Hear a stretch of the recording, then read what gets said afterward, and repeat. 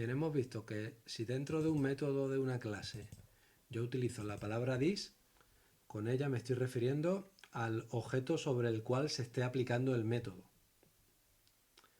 Es decir, si yo aquí en este programa aplico el método dirección sobre el vector v1, cuando se esté ejecutando el código del método dirección, este this se refiere a v1. ¿De acuerdo? Y hemos visto también que this siempre tiene un tipo que corresponde con el tipo de la clase que estoy definiendo. En este código this representa un vector. También hemos visto que si en una operación yo utilizo directamente un atributo de la clase, como esta x de aquí, que es uno de los atributos de la clase vector, con ello me estoy refiriendo a la componente x, de nuevo, del objeto receptor del método, en este caso suma. Es decir, cuando yo calculo la suma de dos vectores, como esta de aquí, v1 más v2, que recordemos que es lo mismo que v1 punto más v2, el objeto receptor en este caso es v1 y el objeto argumento es v2. Cuando yo en el método suma escribo x, esta x se refiere a la x de v1, que es el receptor. Mientras que cuando en el método más pongo dat.x, esta sería la x del objeto dat, que resulta ser el argumento, es decir, el segundo sumando en el código anterior, v2. Al cualificar la x sobre dat, ya no es la x del objeto receptor, sino la x del objeto argumento. Igual que yo escribo aquí directamente el atributo para referirme a la x del receptor, podría escribir esto otro, y tenéis que entenderlo. Y significa exactamente lo mismo. ¿Por qué? Porque sabemos que this es el receptor de la suma, en este caso v1, por lo cual this.x es la x de v1, exactamente igual que antes. Y por el mismo motivo, en vez de poner aquí i para referirme a la i del receptor, puedo poner this.i. Y esto también significa exactamente lo mismo. ¿De acuerdo? En cualquier caso, como veis, poner this punto delante de un atributo es redundante, porque tanto si lo pongo como si no lo pongo, estoy diciendo lo mismo. Y al no ponerlo, todo resulta un poco más corto. Por el mismo motivo que he podido quitar aquí en el método más el this punto delante del atributo x, por el mismo motivo en el método dirección puedo quitar el this punto delante de módulo. Recordar que al poner aquí this punto módulo, lo que estoy diciendo es que para calcular la dirección quiero calcular el módulo del vector sobre el cual estemos calculando la dirección. Bien, pues igual que aquí arriba he podido quitar el this punto, aquí también puedo hacerlo.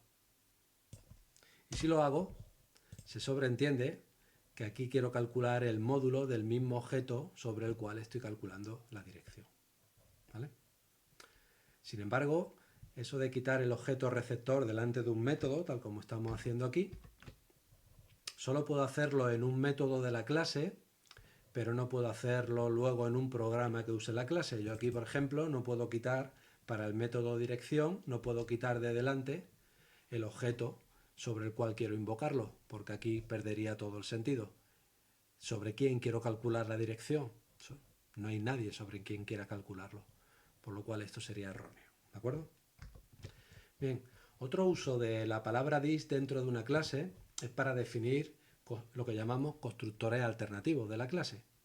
Cuando yo defino una clase con la palabra class, nombre de la clase, y aquí detrás, entre paréntesis, una serie de argumentos que si van precedidos de val o var, sabemos que además de argumentos son atributos de la clase.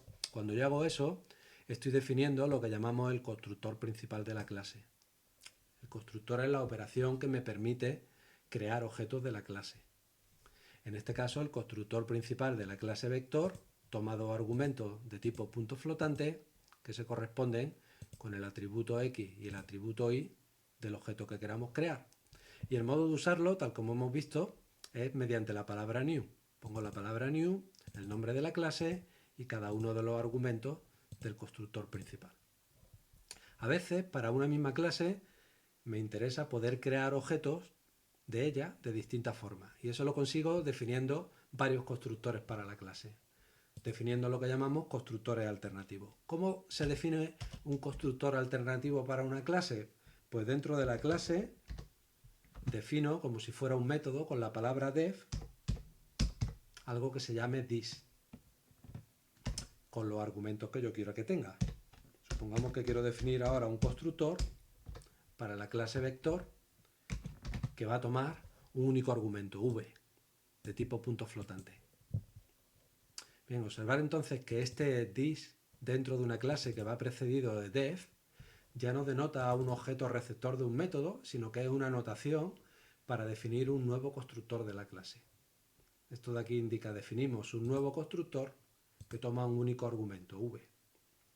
Bien, supongamos que cuando yo creo un vector pasando un único argumento, lo que quiero es crear un vector donde tanto la componente x como la componente y valga lo que diga ese argumento. El modo de implementar esto en Scala es así. El this que toma v va a llamar al this que toma dos argumentos pasando para ambos argumentos v. ¿Quién es este this que toma dos argumentos? El constructor por defecto que teníamos aquí arriba. Es decir, hemos definido un constructor que toma un único argumento y que cada vez que sea invocado hará lo mismo que si hubiéramos llamado al constructor original pasando dos argumentos que tienen ese mismo valor. Una vez que tengo este segundo constructor alternativo definido, puedo utilizarlo para crear objetos de la clase. Yo aquí podría definir sea v4 un nuevo constructor, estoy usando new porque es un constructor, donde paso un único argumento que es 7,3. Como en este constructor solo estoy pasando un argumento, el constructor no es este de aquí arriba que requiere 2, sino este otro que requiere tan solo 1. La v es 7,3 y por tanto, con este constructor lo que acabo es construyendo un vector donde tanto la componente x como la componente y valen 7,3, que sería el vector v4. ¿Vale? Entonces este es otro uso muy distinto de la palabra this, que no tiene que ver nada con esta otra. Bueno, para acabar la presentación de los vectores, pues vamos a hablar ahora de los objetos acompañantes. Mediante una clase, cuando yo en un programa defino una clase, realmente lo que estoy definiendo es como una especie de fábrica que me permite generar tantos objetos como yo quiera que sigan la estructura definida por la clase. Con la clase vector, aquí luego he podido crear un primer vector y un segundo vector. Y llamando tantas veces como yo quiera al constructor, voy a poder crear tantos vectores como necesite. Es decir, una clase es realmente una fábrica de objetos. En Scala, además de poder definir clases en un programa, yo puedo definir objetos. Por ejemplo, yo podría definir aquí un objeto que se llamara pp. Si yo defino un objeto es como una clase, en tanto que el objeto tiene atributos y métodos, pero la diferencia con respecto a una clase es que mientras que una clase me permite crear tantos objetos como yo quiera, un objeto es único. Cuando yo defino un objeto, no hay más copias de él, solo existe dicho objeto. Por ejemplo, yo podría decir que el objeto Pepe tiene un atributo nombre, que va a ser una cadena de caracteres,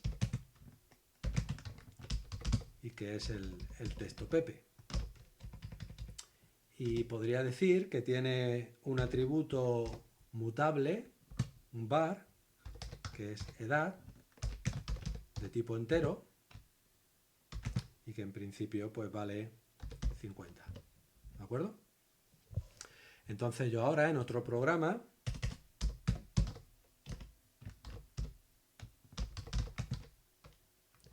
y esto sería un programa de los que hemos venido definiendo hasta ahora. Si quiero, puedo utilizar el objeto Pepe. Supongamos, por ejemplo, que yo quiero pintar el nombre de Pepe por pantalla. Entonces hago un println donde pongo el objeto es este, Pepe, y donde lo que quiero pintar realmente es su atributo nombre. Quiero pintar por pantalla pepe.nombre. Este es pepe.nombre es este, por lo cual lo que pintaríamos por pantalla sería esta cadena. O supongamos que, por ejemplo, quiero cambiar la edad de Pepe. Cojo el objeto Pepe, el atributo edad, que como es una variable, puedo modificarla y le voy a sumar un año. Y con esto la edad de Pepe ya no sería 50, sino que sería 51. ¿Vale? Vemos entonces como un objeto se parece mucho a una clase, pero la diferencia es que al haber hecho esto mediante un objeto, no puedo crear varios Pepes, solo hay un Pepe único. ¿De acuerdo? Mientras que si hubiéramos hecho una clase Pepe, luego con el constructor de la clase podría crear tantos Pepes como yo quisiera. Muy bien. Bien, volvamos entonces a la clase vector. Tenemos una clase vector. Supongamos que yo ahora defino aquí un objeto que también se llama vector. Cuando yo defino un objeto cuyo nombre coincide con el nombre de una clase, decimos que ese objeto es el objeto acompañante de la clase. Este sería el objeto acompañante de la clase vector.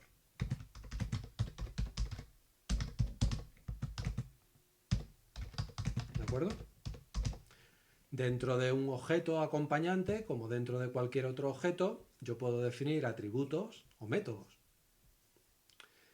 Entonces, por ejemplo, supongamos que aquí dentro del objeto vector defino un atributo llamado vector nulo,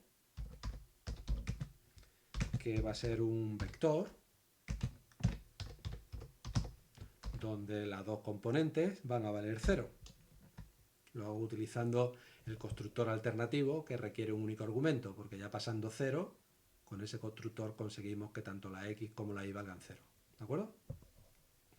Bien, entonces yo ahora, desde mi programa, podría hacer cosas como esta.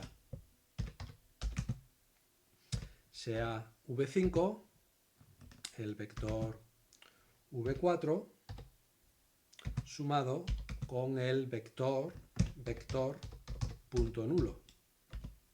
¿Qué es lo que estoy haciendo aquí? Bien, v4 es el vector que ya teníamos construido en el programa previamente.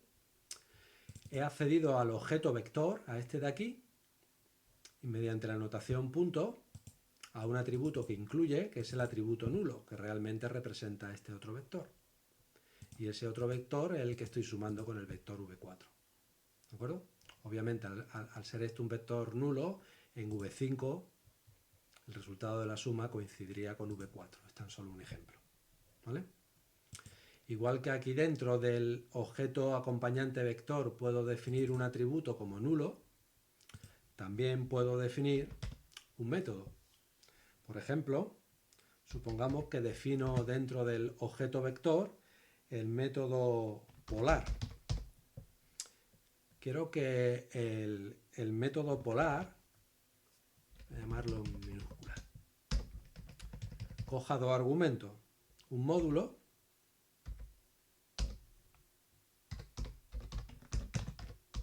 que es un valor de tipo real y un argumento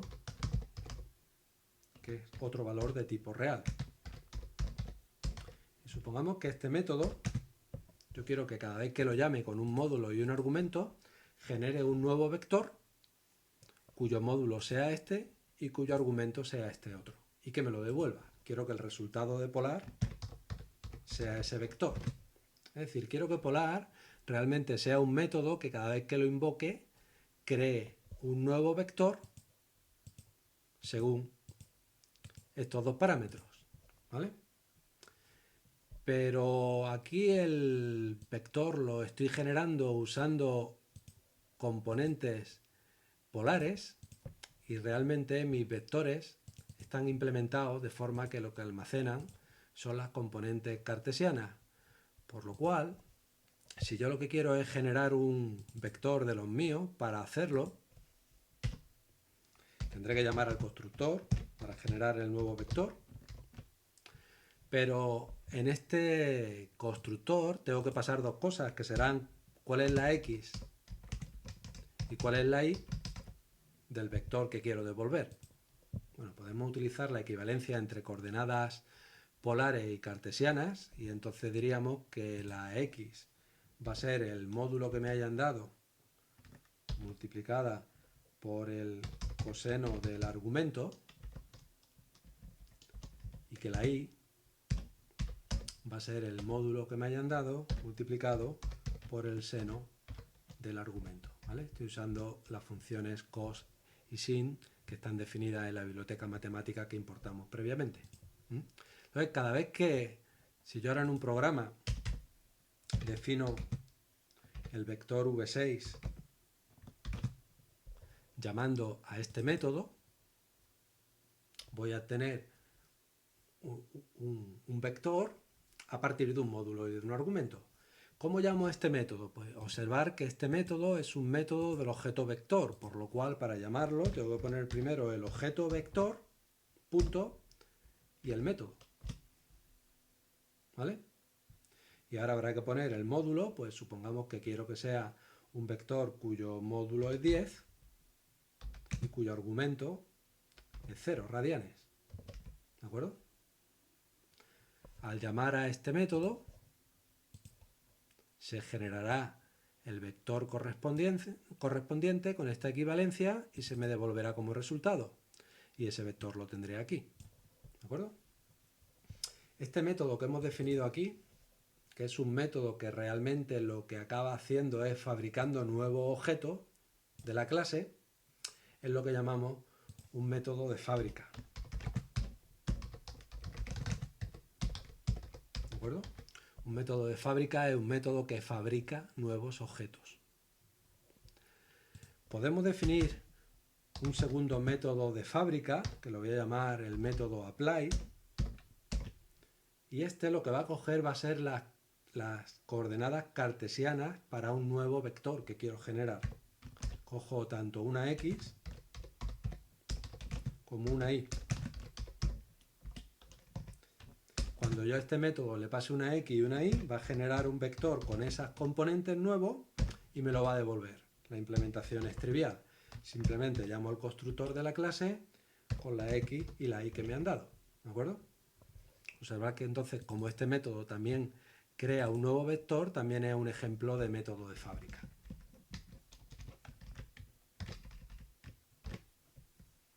¿Cómo utilizaríamos este segundo método? Pues si yo quiero crear un vector, v7, me voy al objeto vector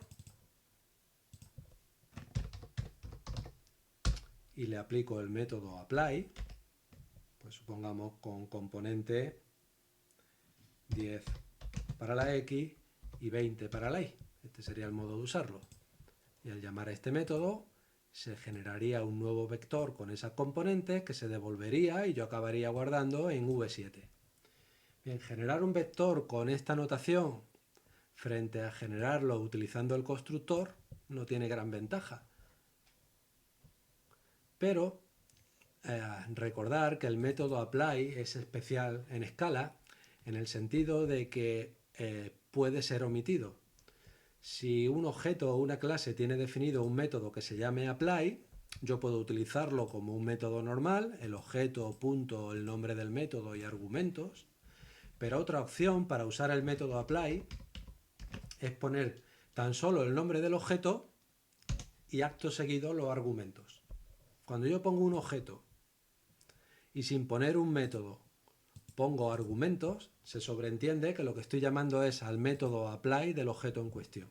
Es decir, esto de aquí acaba invocando al método apply del objeto vector. ¿Y cuál es la ventaja de esto? Bien, pues la ventaja de esto es que me permite crear vectores a partir de sus componentes cartesianas sin tener que escribir la palabra new. ¿Vale? El método de fábrica me permite generar nuevos vectores de una forma más cómoda. Lo único que tengo que poner es la palabra vector y entre paréntesis la componente x y la componente y.